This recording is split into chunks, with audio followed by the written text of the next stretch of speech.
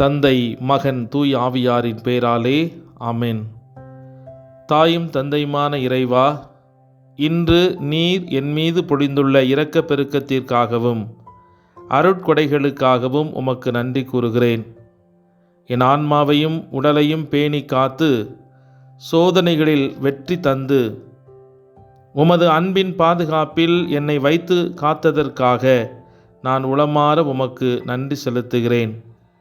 என்றும் நான் நன்றி மறக்காமல் உமது அன்பில் மேலும் வளர எனக்கு அருள் தாரும். ஆமேன்.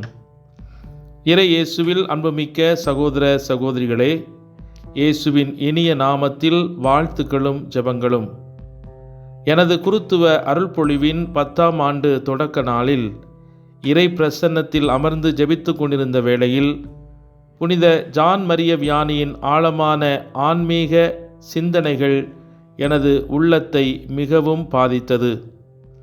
நமது ஆன்மா இறையன்பால் பற்றி எரிந்தால் உலகப்பற்று நம்மை நெருங்காது என்ற இந்த வார்த்தைகள் என் உள்ளத்தின் ஆழத்தில் பதிந்து அதனை தியானிக்க வைத்தது. எனது ஆன்மாவை இறையன்பால் பற்றி எரிய வைக்க நான் என்ன செய்து கொண்டிருக்கிறேன் என்ற கேள்வியும், மற்றவர்களுக்கு இந்த அன்பு தீயை பற்ற வைக்க என்ன செய்ய வேண்டும் என்ற தியானத்தின் விளைவுதான் இந்த ஆன்ம வழிகாட்டி என்ற வலைத்தளம்.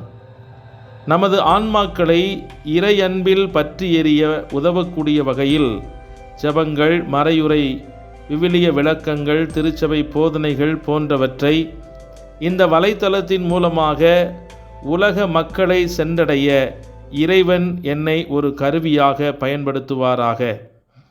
ஆண்டவரின் 2ஆம் வருகைக்காக ஆயத்தப்பட்டு கொண்டிருக்கும் திருச்சபையின் உயிருள்ள சாட்சிகளாய் வாழ இந்த வலைத்தளம் எனக்கும் மற்றவர்களுக்கும் வழிகாட்டியாய் அமைய தொடர்ந்து ஜெபிப்போம். நான் பேசும்போது நற்செய்தியின் மறைபொருளை துணிவுடன் தெரியப்படுத்துவதற்கான வார்த்தைகளை கடவுள் எனக்கு தந்தருளுமாறு எனக்காகவும் மன்றாடுங்கள். நான் பேச வேண்டிய முறையில் அதை துணிவுடன் எடுத்து கூற எனக்காக மன்றாடுங்கள். எபேசியர் புத்தகம் 6வது அதிகாரம் 19 முதல் 20 முடிய உள்ள இந்த பவுலடியாரின் இறை வார்த்தைகளை ஜெபமாக கொண்டு நானும் நற்செய்தியை எல்லா மக்களுக்கும் அறிவித்து இறைப்பற்று என்னும் அன்பு தீயை அனைவருடைய உள்ளத்திலும் ஏற்ற எனக்காகவும் இந்த வலைத்தளத்திற்காகவும் உங்கள் அன்றாட ஜெபத்தில் ஜெபித்து கொள்ளுமாறு அன்போடு உங்களை கேட்டுக்கொள்கிறேன். எல்லாமல்ல இறைவன், தந்தை, மகன், தூய் ஆவியானவர் உங்கள் அனைவரையும் நிறைவாய் ஆசீர்வதிப்பாராக. ஆமேன்.